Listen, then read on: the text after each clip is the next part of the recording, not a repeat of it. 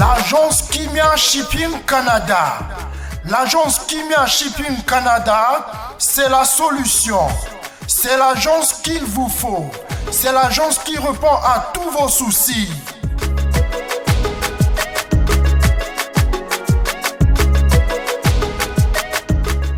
Vente de pièces de réchange d'origine américaine par commande. Contactez l'agence Kimia Shipping Canada. Rapidité, sécurité, fiabilité, c'est l'agence Kimia Shipping Canada.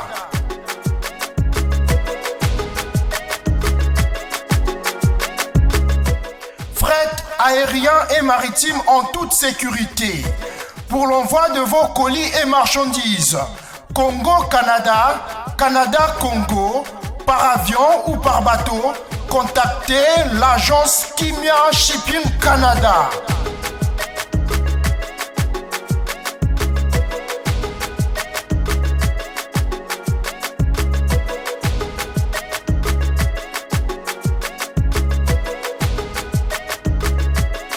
Contact 001 514 531 8401. Agence Kimia Shipping Canada. Tokos. Zéro bêtise. Zéro bêtise.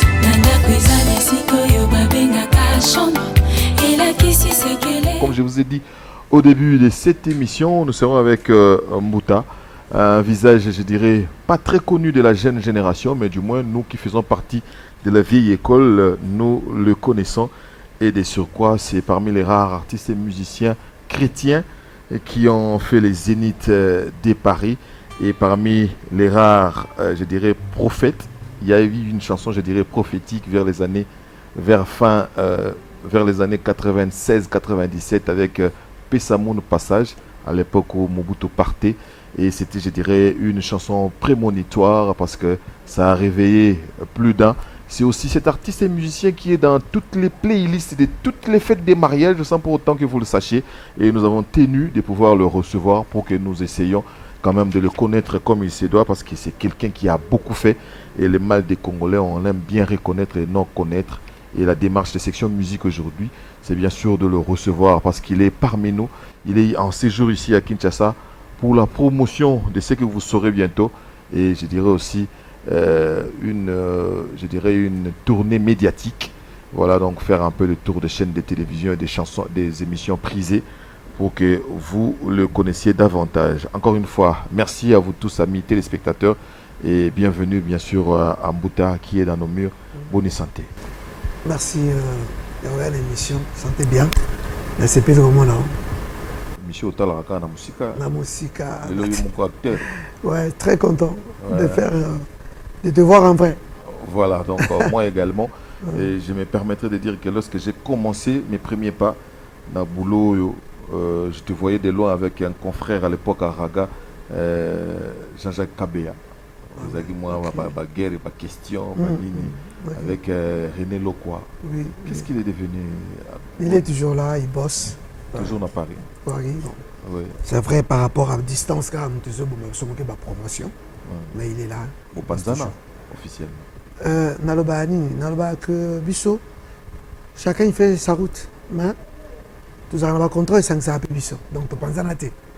Mais Moutamtazana caché une carrière dans sala. Mais il y a aussi des contrats qui nous réunissent. Si les lots. Donc ça on a pas un contrat. Pas au Panzana, pas tout ça. Parce que c'est déjà Kassav. Ils ont empêché Moutamta sa carrière naïe. Mais tu as à s'inspirer dans que c'est mondain. Parce que Bible la nature nous enseigne. Nature en Kassa. Ouais, mais pour nous, c'est pas diabolique. Bon, chacun il fait son petit truc. Mais s'il y a un contrat, ça nous réunit. Quelle est l'actualité de Mbouta? Mbouta est produit. Il y a les lots. Non, il y a les lots que tu as en préparation. Il y a l'album na Maison Kazarema. Avec M. Blaise Manzambi. Ouais, prophète Blaise Manzambi, donc celui qui me produit. Là, je suis en studio.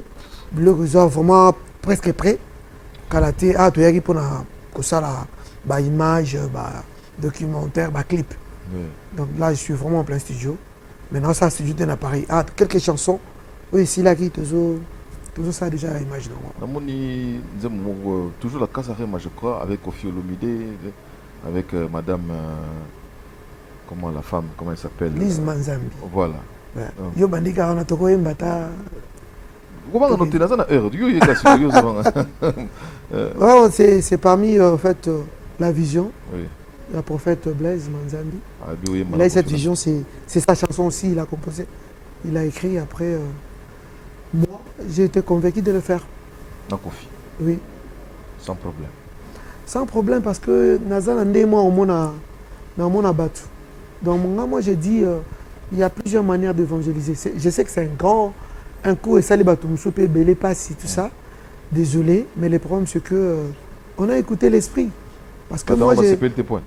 Bon, yo yebi moi on bien mieux que moi. Lecture il y a musique dit mondaine, dit religieuse. Mais nous quand j'ai été convaincu de faire ça. Pourquoi? Parce que on a été que chrétien faut pas ça kamboka na bango.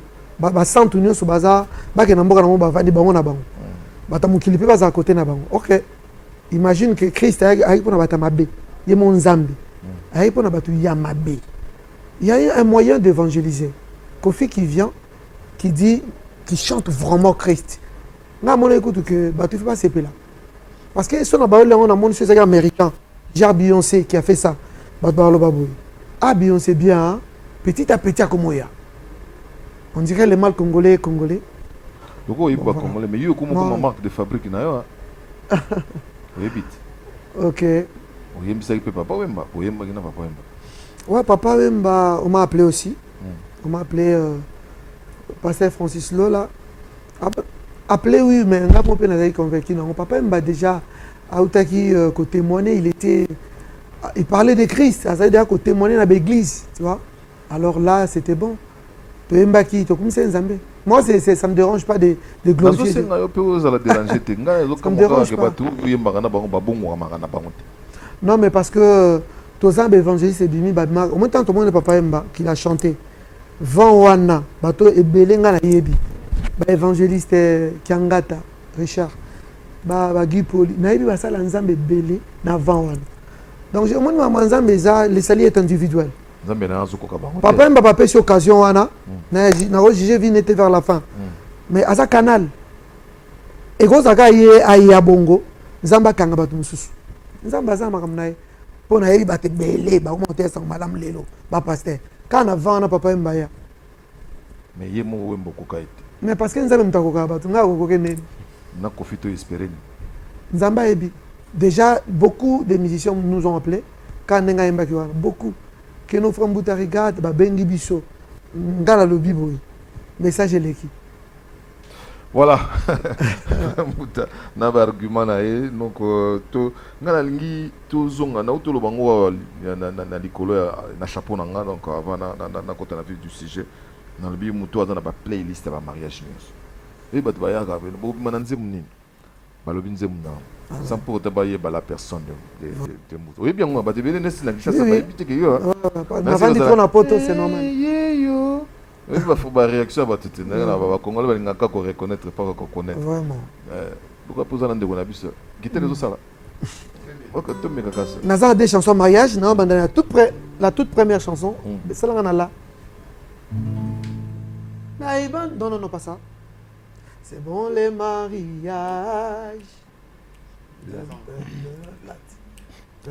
Les mariages. Yo lele ya lelo ekomi akopangolama abaninga namba pesinga ilibala yo lele ya lelo ekomi akopangolama abaninga namba pesinga ilibala le mariage est ainsi.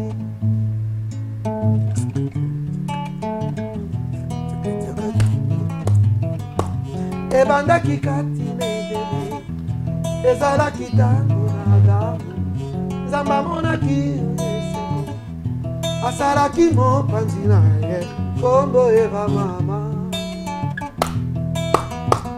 Olélé. Les mariages est une institution divine en toi, mon. À jamais je sais revivre Léo. Excellent durant toute ma vie. Iolele. Yalelo ekomi yako pambolama abaninga zamba pesinga ilibala ye voilà. Na ebandeli moninga Kambe asalaki lola Aekosala mokili Asali mbisi na maye Aekosala nzete Asala damu na Eva Ah maman C'était en ce moment libala ebandaki medeni Ah maman c'était en ce moment libala ebandaki medeni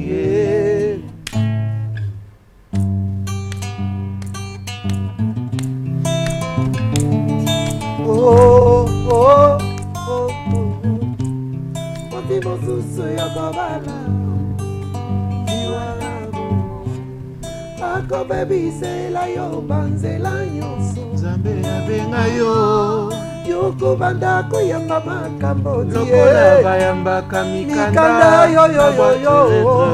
yoko koma yungana yoko banda kokonda na basusi. Voilà. Donc, Bouta. On peut acclamer notre Dieu. Ah bien. Sous qu'on inspiration. Vraiment. Non, t'es garanti moi. Personne. Une inspiration pendant. Il y a eu mon Denzem. Ouais. Il y a un monde tandara au tilo. Combien d'années déjà Nzemo? 20 ans en plus. 20 ans, 20, c'est bon les mariages. Les albums ont appelé ça mon passage depuis 97. 97. Après, mon sous-soit en 2001. 2002. Moi, c'est mon sous-soit. Ouais. Quels sont les mobiles qui t'ont poussé à chanter cela? On dirait Libala est ready et inspiré. Ah, tu vois, ça qui a un sujet bien. Pas vraiment m'inspirer, mais c'était aussi un bon sujet. C'est un bon sujet. Mais vraiment pas inspiré. Mais Ezaki peut sujet bien orienté. Il y a quoi inspiré? Non, la nature nous enseigne. S'il n'y a pas de la nature. Oui, au moment où il le prend, c'est quoi? C'est que, oui, il a encore inspiré. En fait, moi, j'ai dit que la nature nous enseigne. Artistes, ça a inspiré partout. Voilà. Sans hypocrisie. Mais tu peux être inspiré dans le discours, dans l'information, dans un moment où tu es dans la barre, au Vanda Ozoka, aux Upenzela. Des très belles chansons. Mais on dirait, n'habitez sur Yoko Yepsanga, le lope YouTube, Spotify, on dit au Lélangote. Pour Nalobi, tu es dans toutes les fêtes. Bisous à toi, tu as déjà 13 ans. Yo combien? 4 caca. Bon, on a minimisé mes 4. Bisous, banda, on a tout bala, toi. Chipuka, on a 19 fois. Mais donc, on a donc. Babeta caca. Ozala caca. Donc, il y en a qui sont venus, on dit au Lili en côté, quoi. Non, mais on va dire que. Dans mon l'organisation musicale, Sokoda. Sokoda, on s'est renseigné, il pas ami. Babi bato bazara libanda mboka bakoko tate bon c'est pas en même temps ndena yokaki sona tala bango bakosi kende kuna comme société oui yo atana ba DP ba droit d'exécution publique au lia fort au lia koleka nani ba ngoto bazolo bela basale lote yo nani natanga tanga no polémique la nature nous enseigne la polémique pamba encore une fois félicitations pour ba titre nangutu ya bani o libosi ça na benga ono soka libala 1 libala 2 wana ça yango pe na mwana mai na biso wana to yo mo mwana mai lokwa oui wana izanzembo yo tout seul on a 4 après son passage on a ba mignons bon mais j'ai écrit tout seul sauf que apport on a bango pe instrumental arrangé par Lokwa par René Lokwa René Lokwa prêtre grand musicien on a la rabino grand musicien c'est vraiment un grand bossa biso moi passi OK boyoka zeneti bobo soana qu'est-ce qui s'est passé non to soana c'est vrai que ezali moment moko ya séparation ça sera toujours difficile parce que là n'a que poto na vrai nga mon carrière solo na tiré bandeko tout ça parce que je sentais un appel à moi que fallait na ça la nzela.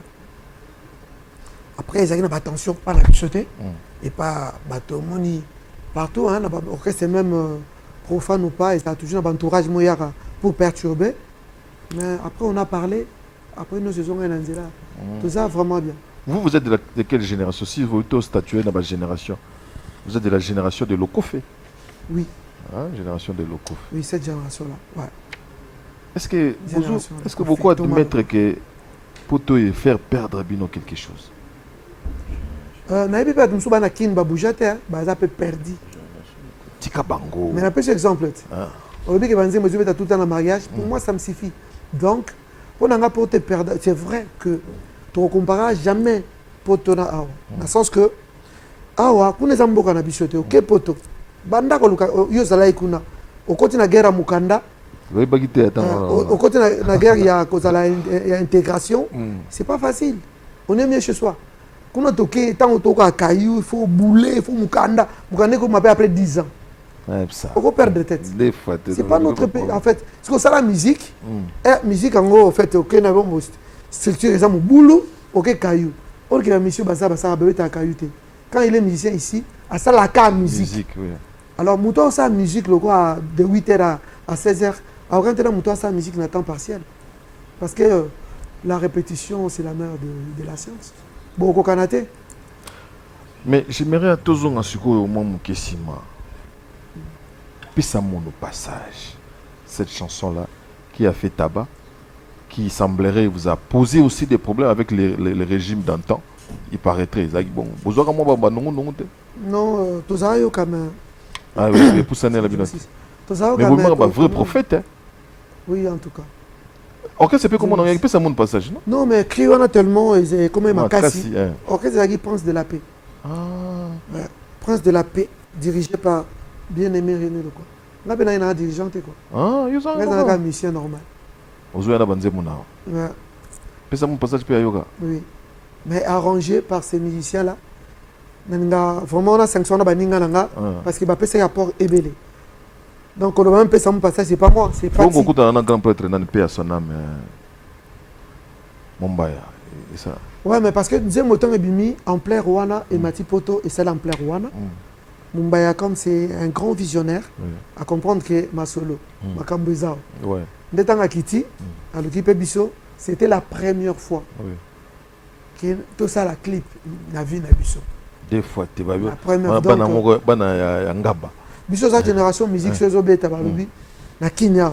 Soki musique wa tuni na kufikuna cette génération là. Donc pour lien na ndole, chanson chrétienne na matang. Ouais, ezaki so musique beta wa tuni na kufikuna. Tes frères men te pères azaki boso tozo kaka lo na yemoka seo ezaki. Ouais, to kanzika mutakufiti. C'était mais pesa mu passage tanga yé. Ah, wana c'est pas se vanter. Nzembe qu'est-ce qu'on a babar.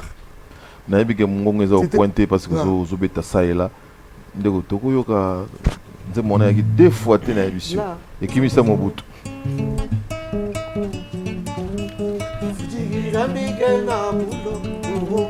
Kifujiki nzambike na mulo mama mama mama oh mama oh Yesu kimbe male male oh Yesu kimbe Biuga gumbula Yesu mama oh Keta konda kimave mama mama oh Keta konda bilele be mama oh Muganunga lufa mama Lufa tazala kima mosia pamba oh Yesu pingwe mawe oh Yesu pingwe Ugakala kuyo mulama Ugakala kwimbi uganga mutima wenye yawe yo mama wenye yawe yo Pesa munu passage Ungambiri ndambi ukikidyo Amiveti kusambila mumwila minyango Milyanga ida neta kwena yemwe Oh mwana malo Mbongo Oui, nazo comprendre. C'est un bit trop, c'est dur. Beaucoup de Ah, merci. voilà. Bazo sollicité par-ci par-là, donc j'ai profité aussi de l'occasion à la campagne d'évangélisation. Vous en avez noté? Moi, mon cœur. À agrémenter les bisous pour répertoire et aller en Abissibino au Lemba. Qu'est-ce que tu racontes dans la chanson déjà? Parce que on a mon nom. Timbala. Ah, yo zamta kota wera. Je suis parti. Ouais. Ah, bien. Timbala. Papi mboma. Agende konange. Oh. Ozolo banini nakasha. Mukileza bien, Mukileza tout ça. Mais nakati ya mukili so ebi nzambe oza fort. So ebi nzambe olonga liwa. Liwa oui, mutako kufa oui, mais quand je parle de la mort, mort éternelle. Donc Zana Nzambe, après je parlais du temple, que rideau à temple, la place très sainte, qu'ils aient que recevoir souverain sacrificateur une fois par année. Mais tant que soit koufi rideau en katani, tu reçois accès. Il y a beaucoup dans la prison sans Nzambe tous les jours. Il est avec nous toujours là. Ah voilà, donc c'est vraiment une très belle expérience avec Mbuta. Mais comment Mbuta nani? Mbuta Kamoka. Kamoka nazo kango ndi côté na bisote. Ndi côté bandonu te. Ya bandonu ya. Ah, Kamoka ngo. Atebele ndi bakana ngote kombo. Ndi zo pesa ndi côté côté est kuna. Ah, c'est le nom de mon regretté père. Voilà, c'est vraiment un grand plaisir. Il y a Ozana yo. Mais pour tout le monde, si j'ai bien compris, tout le monde équipe est équipe natika équipe nzate ba ezaba groupe hein baza groupe mais baza ba leke toi ba collaborer nanga papa Didier comme groupe follow ba comme groupe il faillit système mais on collabore ba mela penza vision donc tant on a besoin de baza ba héritier bato bazo qui c'est vraiment mes frères. Vous travaillez sur le cachet. Non, Tokabola Mouké, donc on est là. Pour se repérer dans la pour ça moins lourd quoi. Oui. Pour moi Makambo, bien bon on le bélango trop mais qui n'a pas typique la nature nous enseigne. Oui, donc je me permets de saluer Blaise Manzambi qui nous suit de là où il se trouve. Voilà, donc c'est avec un grand plaisir que je vous salue aussi, vous qui ne priez pas mais qui vous suivez cette émission. Je crois que vous allez retrouver votre salut à travers cette émission, à travers les chansons que nous sommes en train de balancer, comme c'est le cas bien sûr avec mon ami Never Down, Mishpa Panga Soudi. Papi Matalatala Matos, je te salue aussi, et bien des bonnes choses à l'humanisme, Papi Chaco, au gré des vagues, je te salue aussi. Vibi, Vincent Bolengue, Vincent, nous vous saluons. Et nous sommes avec Mouta, donc nous allons terminer malheureusement cette émission, cette si belle émission.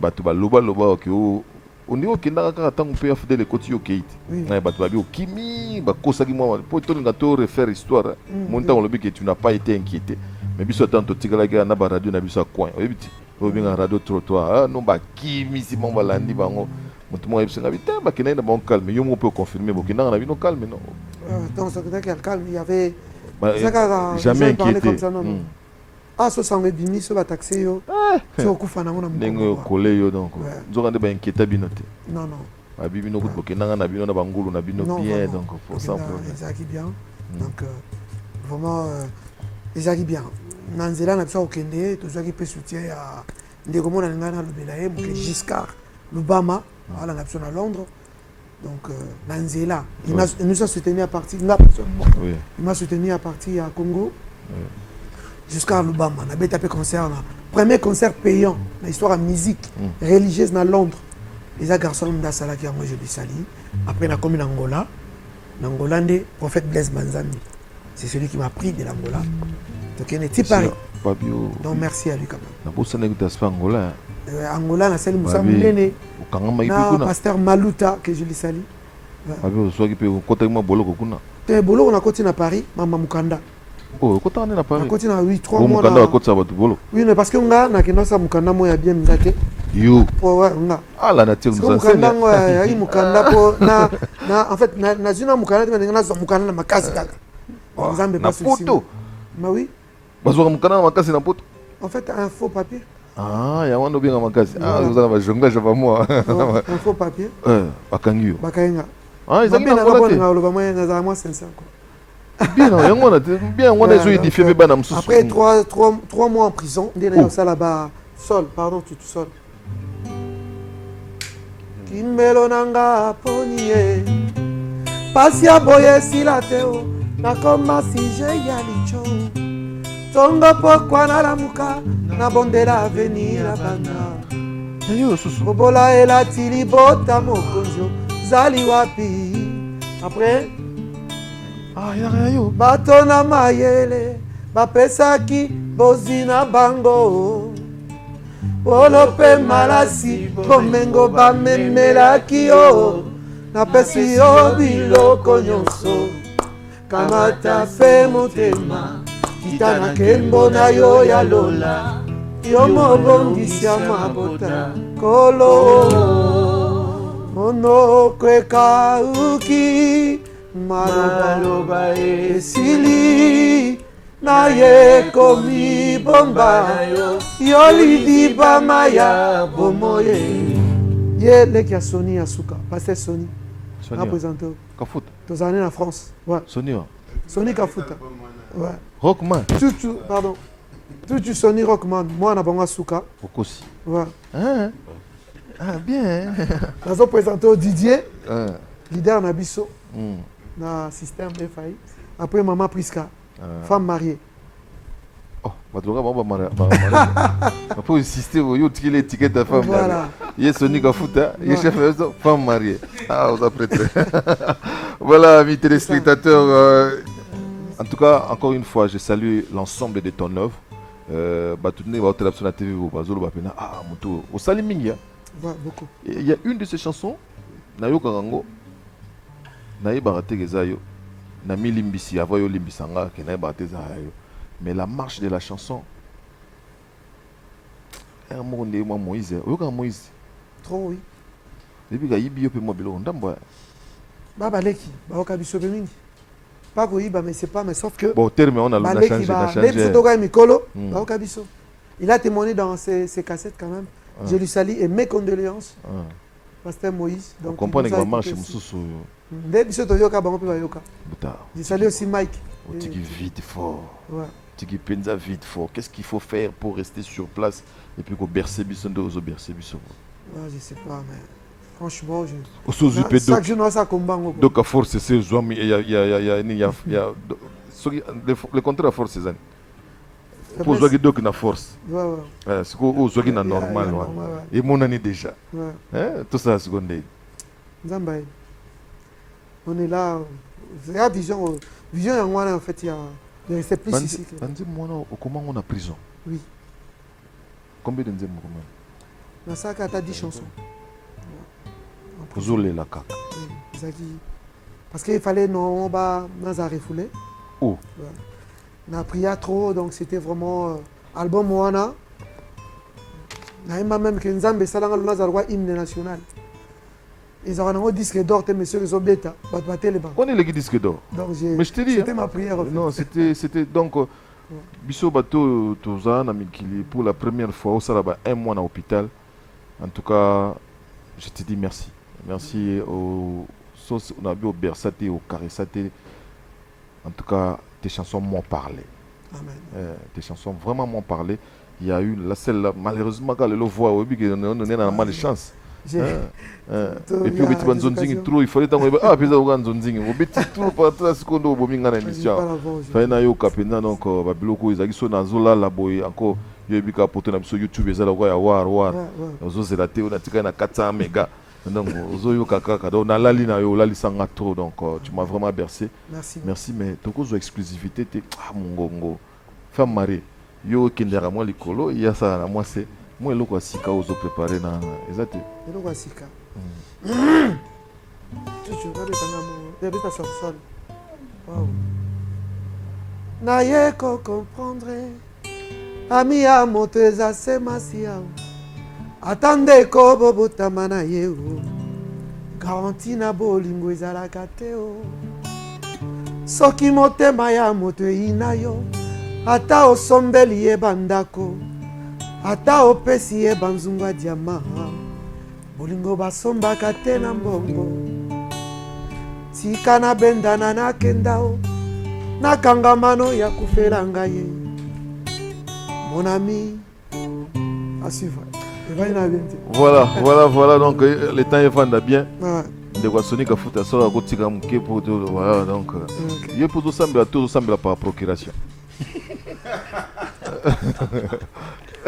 C'est ça, bon, le gars grand frère a pasteur quand on a semblé la cara quoi, donc pour on s'appelle la peine. Voilà, merci pour ta dextérité, j'ai senti doit être donc c'est bon. Il peut à revendiquer Mouta, oui. À revendiquer Banzemo Beto, le but est qu'il y ait ta bêta. On a présenté Yem ta bêta, don't forget. Ouais, il y a bêta, Bloc Belé, Chanda, Nami Cowboy. Mais il y a une bêta mingi. Voilà, quel est le numéro par lequel au Tamsou campagne Moïse quelque part on peut vous. Numéro contact Nabiso 0033, appel WhatsApp 0033 7 58 27 81 86. 0033 7 58 27 81 86 pour la contact. Voilà, merci. WhatsApp, Voilà, merci beaucoup. C'était là Mouta Kamoka donc qui a été avec nous. Je peux oser le dire, donc c'est un peu notre Koffi Olomide dans la chanson chrétienne. Donc dans l'écriture, dans la façon de faire, et puis avec des chansons intemporelles. Encore une fois, merci pour l'ensemble de ton œuvre. Merci donc à vous tous qui avez choisi cette émission.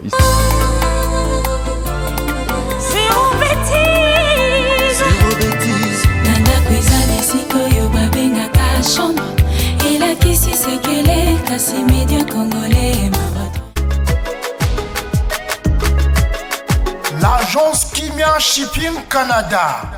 L'agence Kimia Shipping Canada, c'est la solution. C'est l'agence qu'il vous faut. C'est l'agence qui répond à tous vos soucis.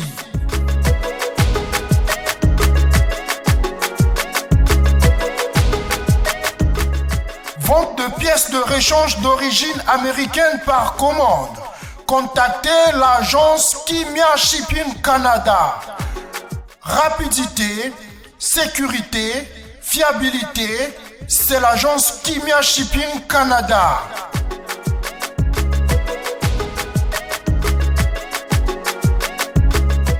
Fret aérien et maritime en toute sécurité. Pour l'envoi de vos colis et marchandises, Congo-Canada, Canada-Congo, par avion ou par bateau, contactez l'agence Kimia Shipping Canada.